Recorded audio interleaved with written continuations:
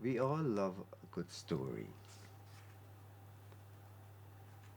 Some of us stick to just reading, enjoying the entertainment or the information.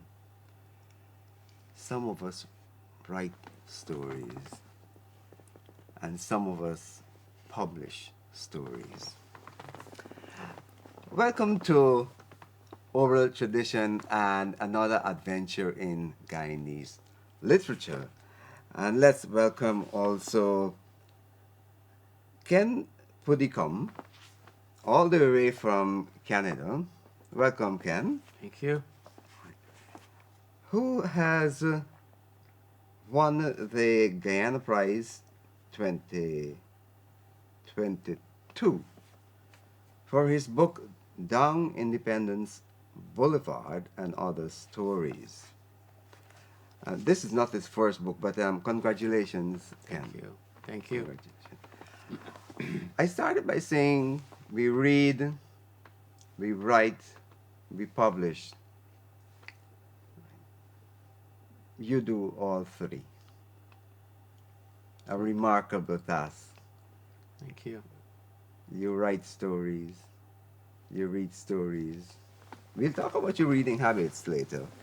And you also is a publisher of Middle Road Publishers. Yes. Great, great. So you've got like three levels to a book: the reading, the writing, and the publishing of books. Self-publishing has been one of the things that a lot of local writers had to depend on for quite a while. But I see Amazon is taking over the market now, and I don't know if they're gonna have a monopoly on publishing. Let's see, because some of the traditional bookstores are unfortunately going down. Your first win at the Guyana Prize.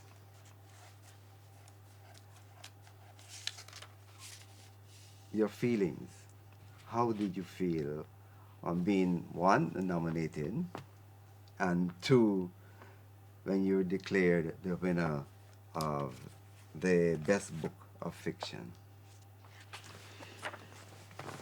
Well, as I said in the speech last night, it's been a long journey, Pitamba.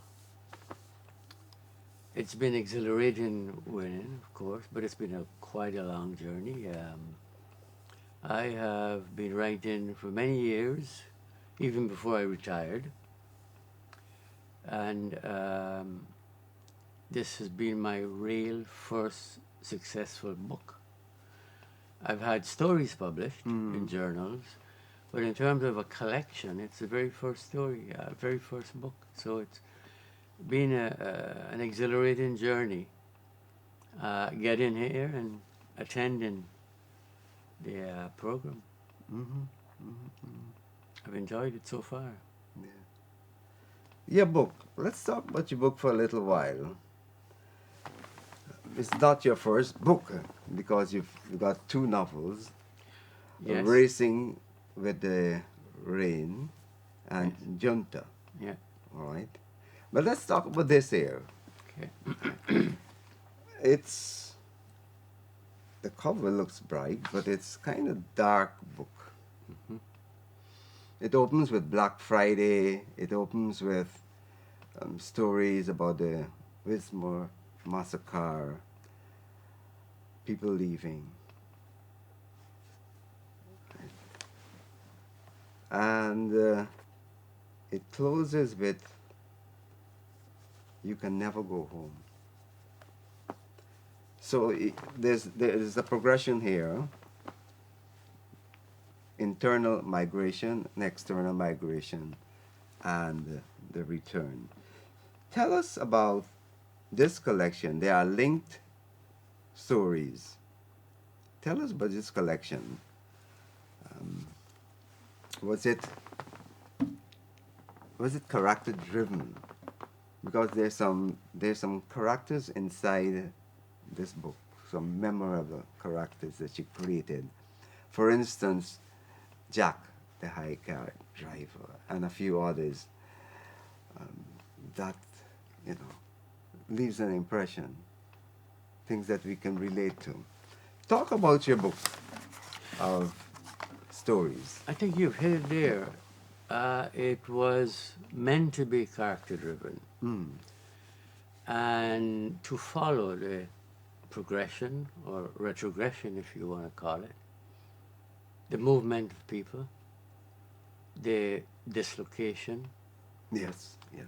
from a homeland that we all love, trying to reintegrate into a foreign society. And yet there's that nostalgia that we all have and share for our homeland, and this hope to be able to get back here. But in the final analysis, as the last story says, you can never go home. For a number of reasons, of course. One is you've built an entirely new career. Your family's all entrenched there now. And maybe most of all, the place you left is no longer the same. Yeah, You can never go home. you can never go on. And that's what the book is all about. Themes in the book. There are subjects, there are themes in the book that you will find in Guyana and in the diaspora. People are, let's say, the same everywhere. So there are themes of conflict and unity. Talk about the conflict and unity in your book. The conflict essentially starts here in Guyana. In the very first story, Black Friday, which pretty well mirrors my experience in Guyana back in the 60s. And we're going back to 1962 with a great conflagration in Georgetown, which essentially was started as Black Friday, right? And there's disenchantment with the growing conflict between our two major races, the political issues that we face in terms of not being able to get together. And then this striving for peace, safety, having a good life, raising a family, having a career, right?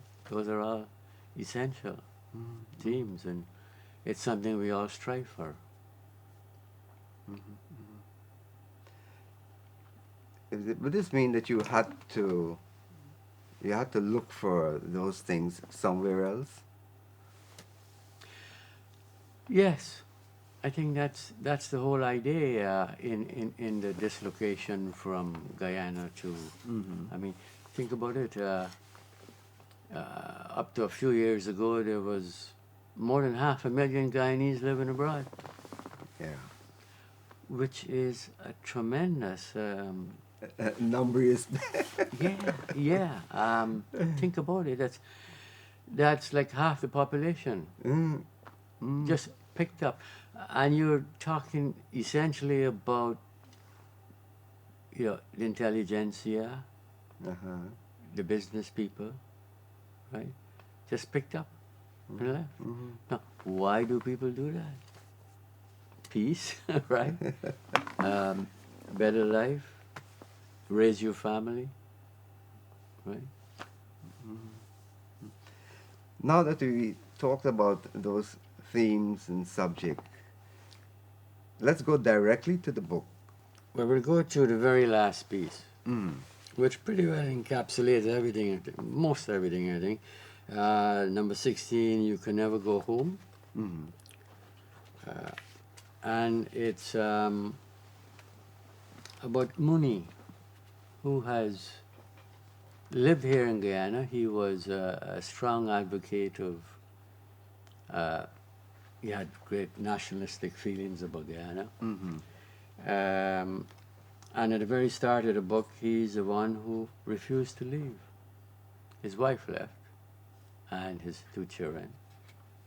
So we're down to the very last stage here now where he still has this vision.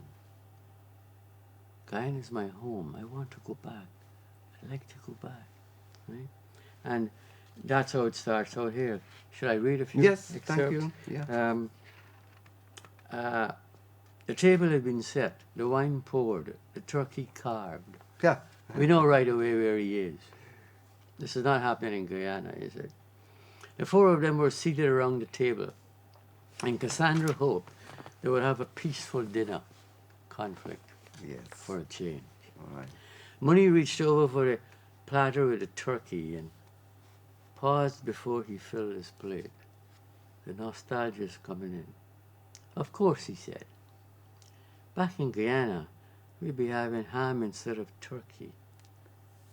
Those were the days. Can you remember Christmas in our house at Endeavour, Cassie? He's talking to his wife.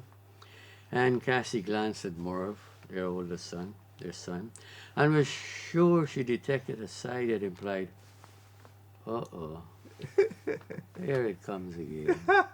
Because Mooney's, that's his mantra. Yeah. Yeah. They never stop hearing it. Yeah. Hope, his daughter, raised her brows high on her forehead. Money was too busy with the platter to detect their reaction. Cassie glanced at Merv and was sure she detected a sigh that implied, oh, sorry, here we go again. Merv sighed again, one of those deep incantations. Cassie had grown to associate with his exasperation, hearing his father go on and on about his boyhood days in the colony. We're going pre-independence now, right? With the highest standard of education in the Caribbean, when Georgetown was called the Garden City of the West Indies. Yeah. The nostalgia. She had put up with Merv's bickering and moaning for over 20 years, that's how long they've been abroad, and was tired of hearing the same lament day in and day out, an unceasing barrage of complaints and recriminations about life in Canada, the cold winters, hot summers, and everything in between. She had reached a point in her life where she was perturbed enough to put an end to it all once and for all. Here starts the conflict. She's there. She is settled. She has raised her 2 kids. Right. She wants a better future for them. She doesn't see it happening anymore in Guyana. But Mooney has this, I can't get it out of me. I have to go back. I want to go back. And her first reaction is to say that she'd heard it 1,000,000 times, but she's probably had. But she held herself in check. She says, yes, Money, I remember. And Money goes on, here's a nostalgia game. Of course, that was long before your kids were born. He reached for the wine decanter and filled his glass. And we'd be having ginger beer or sorrel drink instead of wine. Yes. We'd be having garlic pork as a side dish and black cake for dessert. Yes, yes. Instead of apple pie. Yes, sir, those were the days. And his son sucks his teeth. And his father looks at him and frowns, and he continues. Later on in Christmas Day, and this is the part that I really relish, later on Christmas Day, we'd wander over to the neighbor and partake of their food and have a drink. Yeah. And I suspect this still goes on in Guyana. Indeed. As we grow older, we graduated to high wine or rum. Money sighed. Can't wander over to neighbors today. Too damn cold. Too much snow outside. Besides, how many people do you really know living on the street anyhow? And even if you did know them, do you think you could hop over? and have a drink with them, they will think you're gone stark crazy and send you off to the madhouse. Yes, I think, as you said, it encapsulates everything in the book.